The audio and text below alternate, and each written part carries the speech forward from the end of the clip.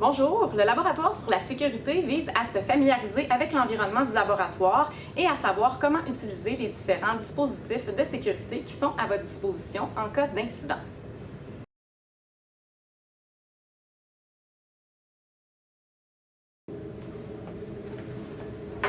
Hey Katia, qu'est-ce que tu fais? Ben, je fais des manipulations avec un produit dangereux. Puis il fallait que tu t'installes sous la hotte? Bien sûr! En effet, selon le danger, si le produit est volatile, les vapeurs nocives se rendront vers l'extérieur grâce à la ventilation négative. Si le produit est corrosif, ben, le rebord ici va éviter tout débordement et risque d'accident. Et aussi, il y a un panneau vitré qui nous permet d'éviter toutes les éclaboussures au visage et permet en plus d'observer ce qui se passe à l'intérieur de la hotte. Lors des laboratoires, certains réactifs liquides seront disponibles sous la hotte, comme ceux dont le volume sera desservi avec un distributeur automatique. De plus, lors de certains laboratoires, les déchets qui comportent un danger potentiel sur la santé humaine ou qui sont cancérigènes seront disposés dans un contenant sous la hotte.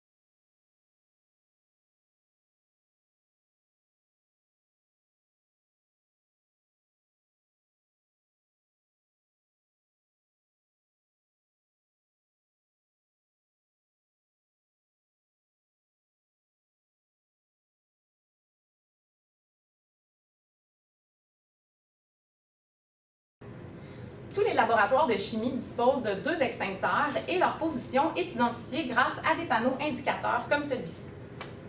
Au département de chimie, un seul type d'extincteur est présent. Ce sont des extincteurs au CO2. Ce type d'extincteur est utile pour éteindre des feux de nature chimique ou de nature électrique.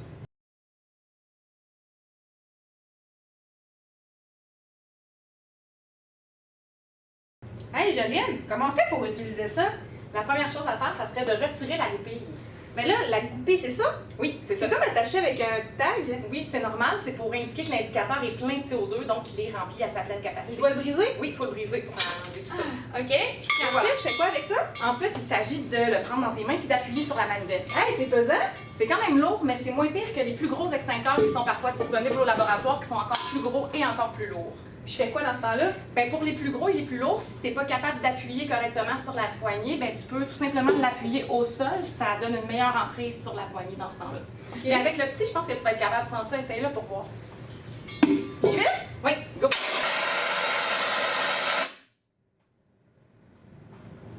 Est-ce que tu as vu la neige carbonique au sol? Hey, oui, c'était vraiment froid. Oui, parce que le CO2 solide est à environ moins 79 degrés Celsius. Donc, c'est pour ça qu'il ne faut vraiment jamais utiliser l'extincteur pour éteindre un feu sur une personne parce que ça pourrait la brûler par le froid. C'est-tu à cause du froid qu'on est capable d'éteindre le feu? Non, c'est pas pour ça. Le CO2 va venir bloquer l'apport en oxygène, ce qui va permettre de diminuer l'intensité du feu ou encore peut-être même de l'éteindre si c'est un feu de pas trop grosse ampleur. Par contre, il faut vraiment s'assurer de bien viser à la base de la flamme. C'est quand même avantageux parce que ça laisse pas de traces, il n'y a pas de poudre comme dans un extincteur à poudre. Le jet était quand même puissant. Oui, le jet est puissant et c'est pour ça qu'on ne peut pas utiliser l'extincteur pour toutes les situations d'incendie. Il va vraiment avoir des situations particulières où on va pouvoir utiliser l'extincteur et pour les autres situations, on aura d'autres dispositifs qui pourront être utilisés.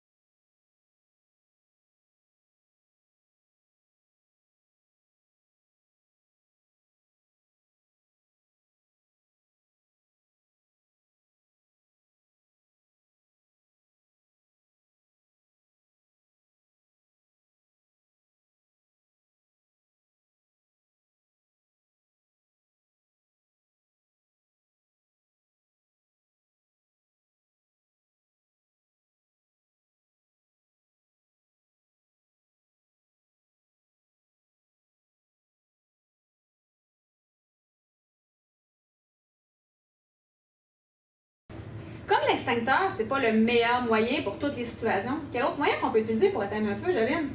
Bien, tu sais, Katia, quand on éteint un feu, le but, c'est de stopper l'apport en oxygène. Et la couverture anti-feu peut aussi faire ce travail-là. La couverture est ignifuge? Oui, elle est composée de laine ignifuge. Montre-moi donc comment on fait pour l'utiliser. Je vais te montrer ça.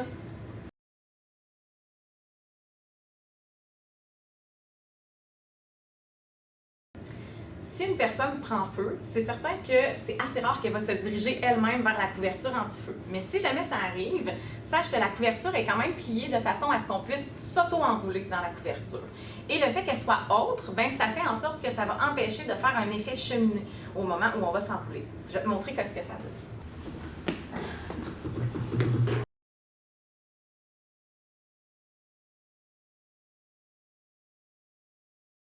Mais bon, ce qui risque le plus souvent d'arriver, c'est d'avoir besoin de la couverture anti-feu pour éteindre le feu sur une autre personne.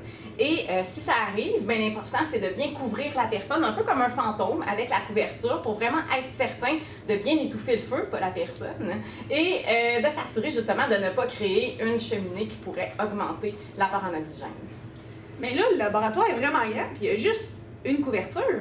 En effet, mais il ne faut pas oublier que sur nous, on a un sarrau. Et le sarrau présente certaines caractéristiques dont on va parler plus tard, mais on veut qu'il y ait des boutons pression justement pour que ça s'enlève très bien et qu'on puisse l'utiliser en quelque sorte comme une couverture anti-feu. Alors, chaque personne dans le laboratoire dispose d'une petite couverture anti-feu grâce à son sarrau.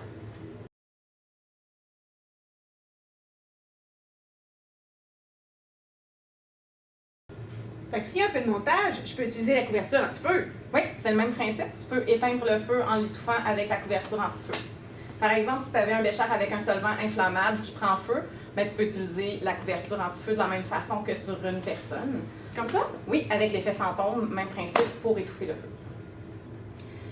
Pour conclure, c'est important de se rappeler que le but lorsqu'on veut éteindre un feu, c'est de couper l'apport en oxygène. Et par conséquent, si nous, on est en feu, il faut éviter de gesticuler et de courir partout parce que ça pourrait justement augmenter la surface de contact avec l'oxygène de l'air et par conséquent amplifier les flammes.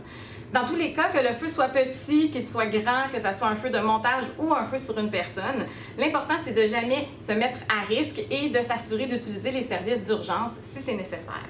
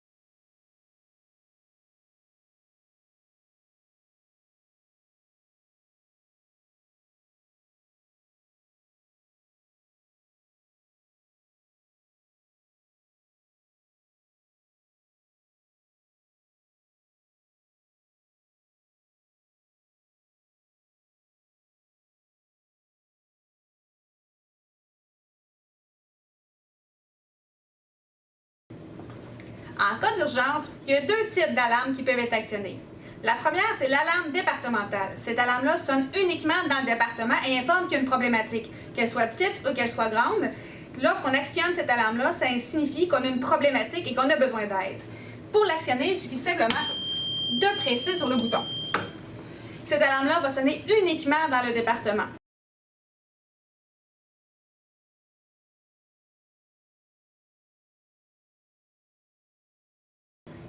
Si on entend une alarme départementale, comment on doit réagir?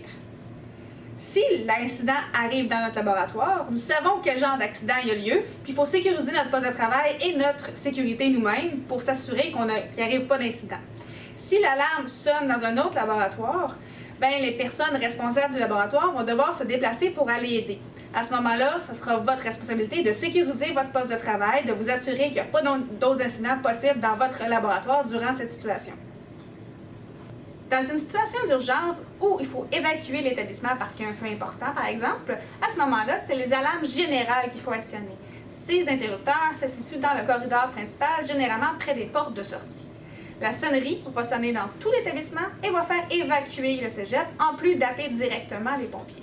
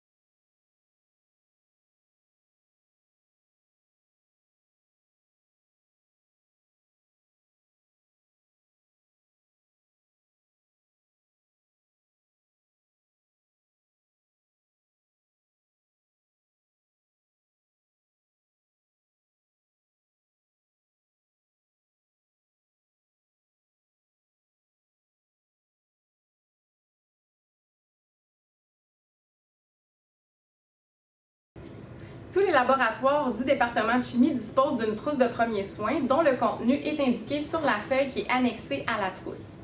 La feuille, elle est scellée avec un tag qui nous indique justement que l'intérieur de la trousse est complet et que tout le matériel indiqué sur la feuille se trouve bel et bien dans la trousse. Si jamais on a besoin d'utiliser quelque chose dans la trousse de premiers soins, il ne faut pas hésiter à briser le tag pour avoir accès à ce qui est à l'intérieur.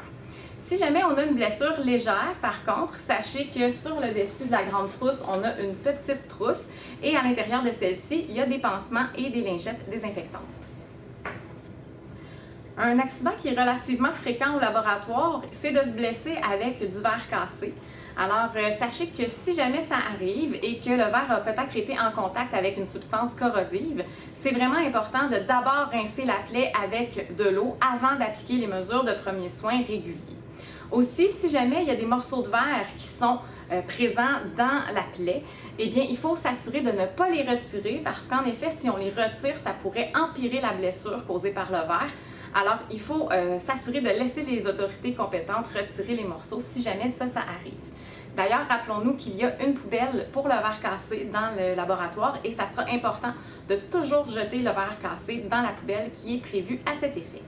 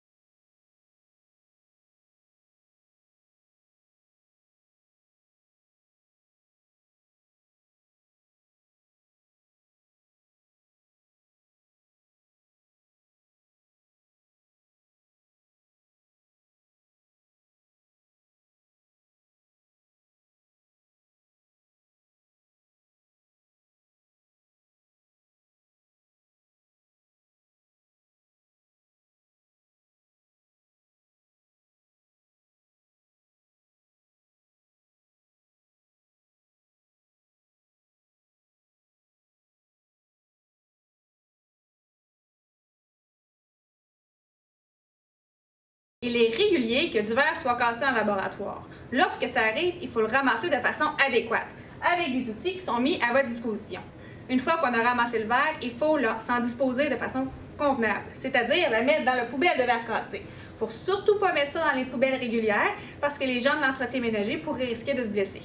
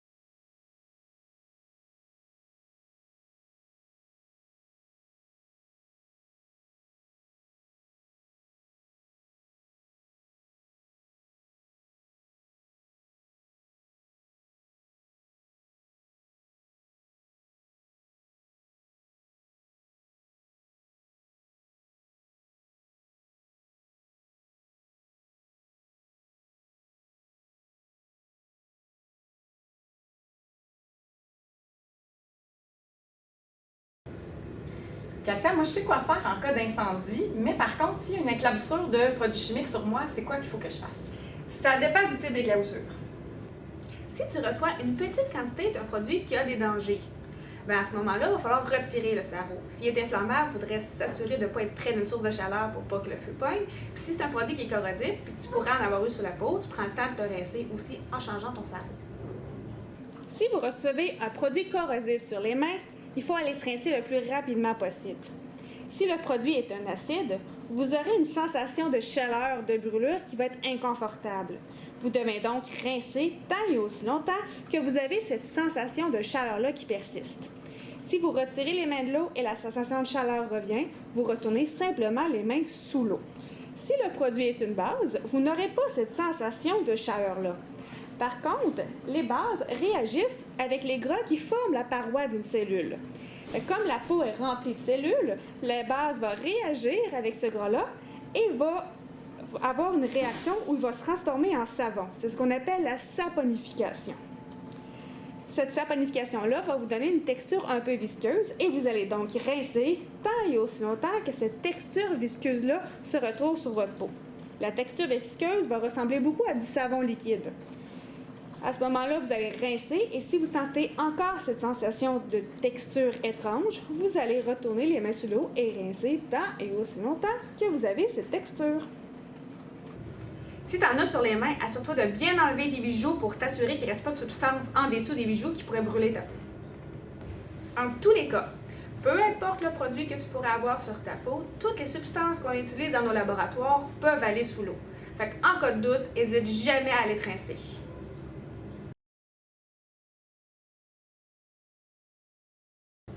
Si tu reçois un produit corrosif entre les épaules et les orteils, là, on doit se rendre à la douche corporelle. À ce moment-là, en te dirigeant vers la douche, tu retires ton sarrau et une fois sous la douche, tu dois laisser l'eau couler pour diluer les produits. Quand les produits sont relativement dilués, là, on peut retirer tous les vêtements. Puis pour partir de la douche, il faut simplement tirer sur la poignée. Oui, mais là, Katia, il y a quelque chose que j'ai pas compris dans ton explication parce que tu as parlé de vraiment retirer les vêtements seulement une fois qu'on est sous la douche puis que l'eau, elle est activée. Mais je comprends pas parce qu'il me semble qu'une substance corrosive, d'habitude, on veut l'enlever le plus vite possible de sur nous. Fait que pourquoi on n'enlève pas les vêtements avant de se rendre à la douche? Bien, c'est sûr que si tu en as sur ton cerveau, comme on a des boutons de pression, on est capable de le retirer sans contaminer certaines sections qui n'auraient pas été.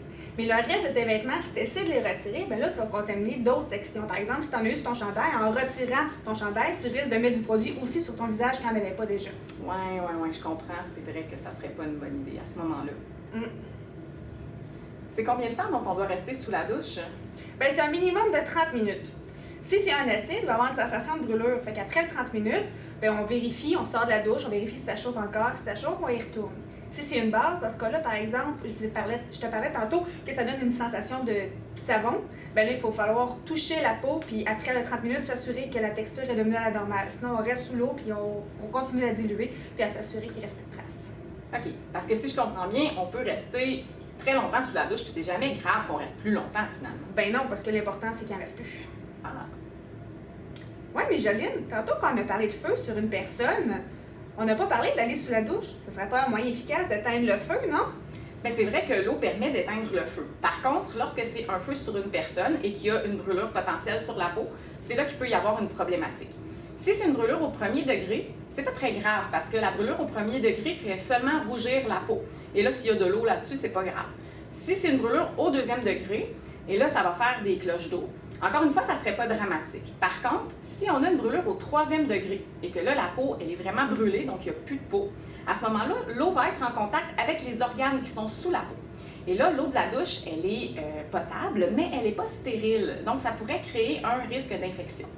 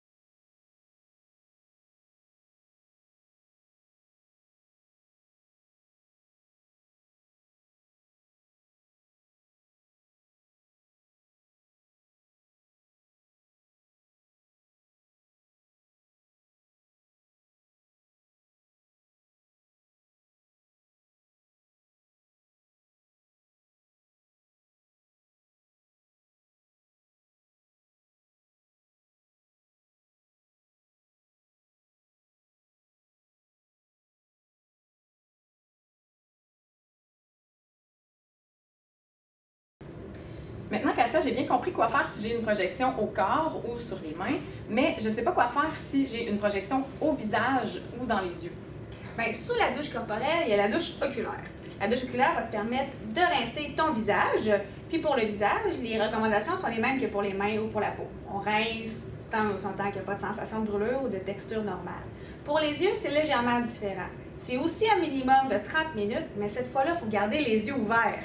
Et garder ses yeux ouverts soi-même ou se diriger soi-même sous le jet d'eau, c'est vraiment difficile. Fait qu'on va avoir besoin d'aide. Si on voit une personne qui se rend vers la douche oculaire ou si on se rend vers la douche oculaire, on ne cherche pas d'aide. On va l'aider ou on se fait aider automatiquement. Puis là, on reste sous la douche pendant au moins 30 minutes. Puis en cas de doute, ben, on continue. On ne rince jamais trop. Donc, si je comprends bien, Katia, le jet de la douche est fait pour rincer les yeux, mais il est aussi fait pour rincer le visage. Exactement. Est-ce que la douche qui est ici, la douche oculaire, est-ce que c'est la seule qu'on a dans le laboratoire? Normalement, il y en a toujours une deuxième à un évier. Il suffit de partir l'eau, d'activer la douche. Il faut s'assurer que la température de l'eau reste adéquate tout le long de la durée de la douche. Il y a certaines substances corrosives qui réagissent vraiment rapidement avec les muqueuses ou avec la peau. Fait que c'est toujours une bonne idée de se rendre à la douche le plus rapidement possible. Et dans tous les cas, en cas de doute, il vaut mieux se rincer, c'est toujours une bonne idée.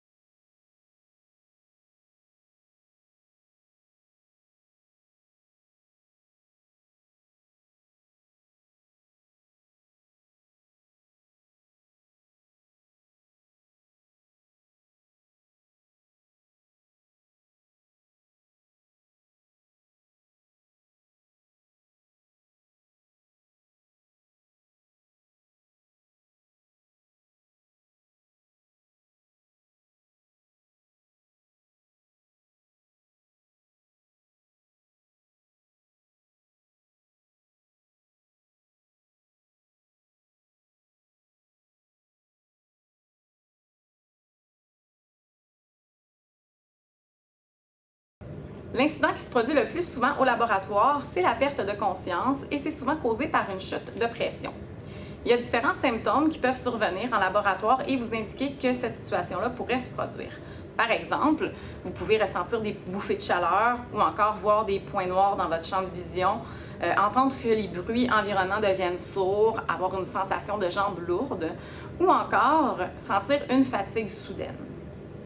Si cette situation arrive et que vous sentez que vous êtes capable de sortir du laboratoire, c'est vraiment important d'aviser quelqu'un pour être accompagné lors de votre sortie au cas où, à l'extérieur, vous auriez besoin d'assistance. Si jamais vous n'êtes pas certain de pouvoir sortir du laboratoire, vaut mieux être déjà au sol que de tomber et risquer de se cogner la tête. Donc, vous pouvez tout simplement vous asseoir directement par terre au laboratoire. Afin de prévenir qu'une telle situation se produise, c'est recommandé de bien manger avant d'arriver au laboratoire et de s'assurer d'être bien reposé. Enfin, le plus important est de demeurer attentif aux symptômes.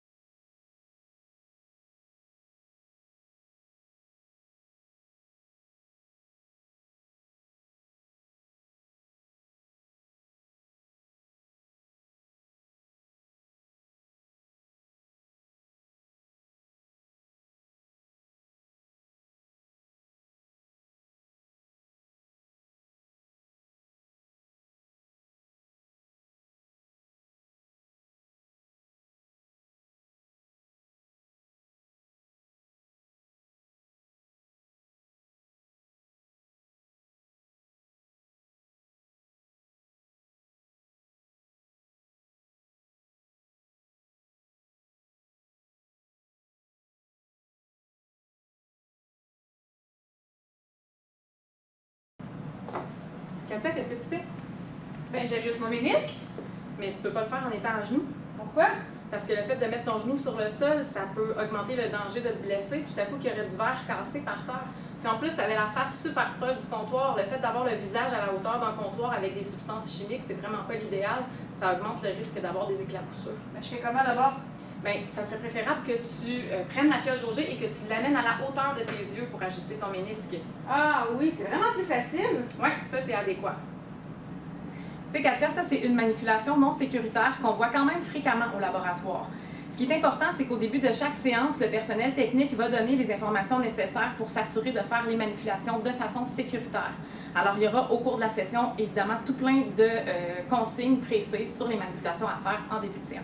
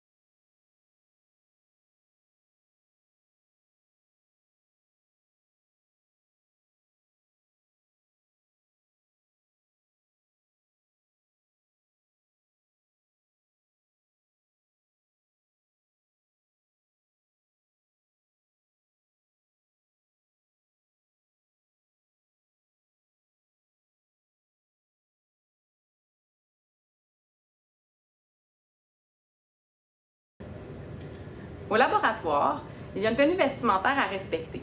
Tout d'abord, si les cheveux sont assez longs, ils doivent être attachés.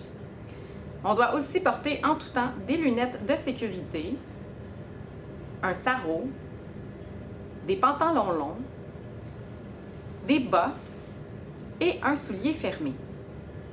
Hé, Jolene, est-ce que j'ai le droit de porter une casquette? Oui, il n'y a pas de problème au laboratoire, tu as le droit d'avoir ta casquette. Puis, les tucs?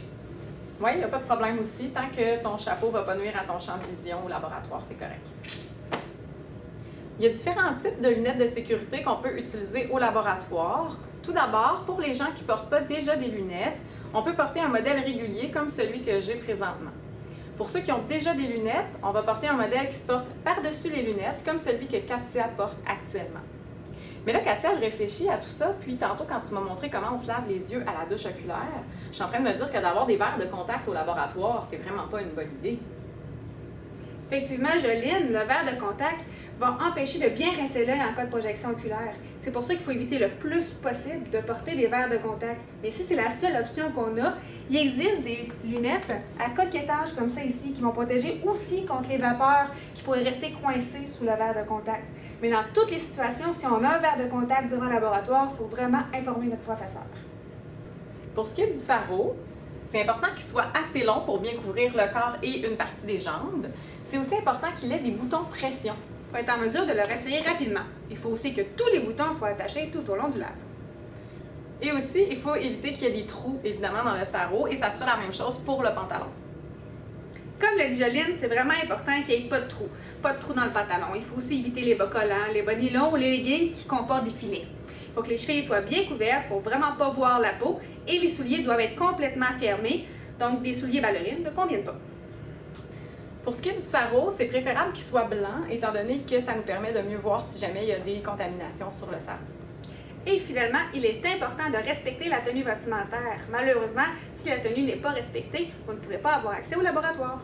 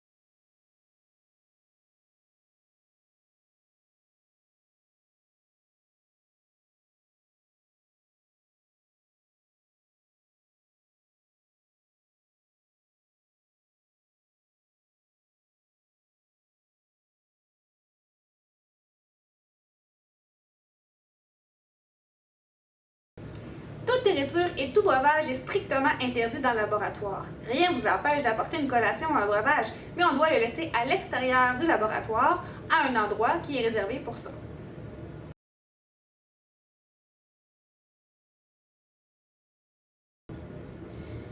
Les sacs et les objets personnels ne sont pas admis au laboratoire. C'est important aussi de ne pas les laisser dans le corridor à l'extérieur parce que ça pourrait obstruer le passage et ça serait non sécuritaire. On vous demande donc d'apporter uniquement ce qui est nécessaire pour l'expérience au laboratoire.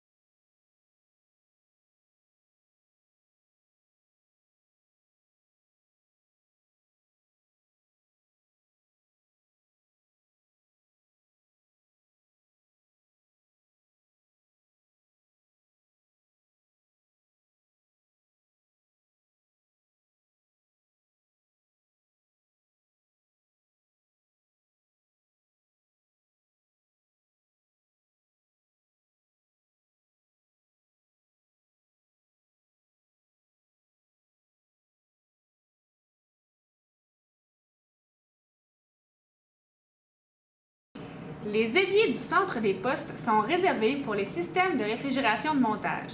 Les autres éviers sont reliés à un bassin de neutralisation et leur canalisation est résistante à la corrosion. Les substances qui y sont jetées n'iront donc pas directement dans les égouts. Lorsque l'expérience est terminée, les milieux réactionnels aqueux peuvent donc y être élagués. Si une substance ne doit pas être jetée dans ces éviers, pour des raisons environnementales, des contenants seront disposés à cet effet. L'information vous sera transmise lors du laboratoire. À la fin de chaque séance, la verrie utilisée doit être lavée adéquatement selon la situation et toujours rincée à l'eau déminéralisée. L'excédent d'eau à l'extérieur des pièces de verrie peut être essuyé. Par la suite, tout doit être rangé à l'endroit dédié. Pour une raison de sécurité, aucun tabouret ne doit être sorti lors des manipulations. Si toutefois des tabourets sont utilisés à la fin de séance, il est de votre responsabilité de les ranger sous votre poste. Finalement, n'oubliez pas de vous nettoyer les mains avant de quitter. Vous êtes maintenant prêts à faire tous vos lives de façon sécuritaire.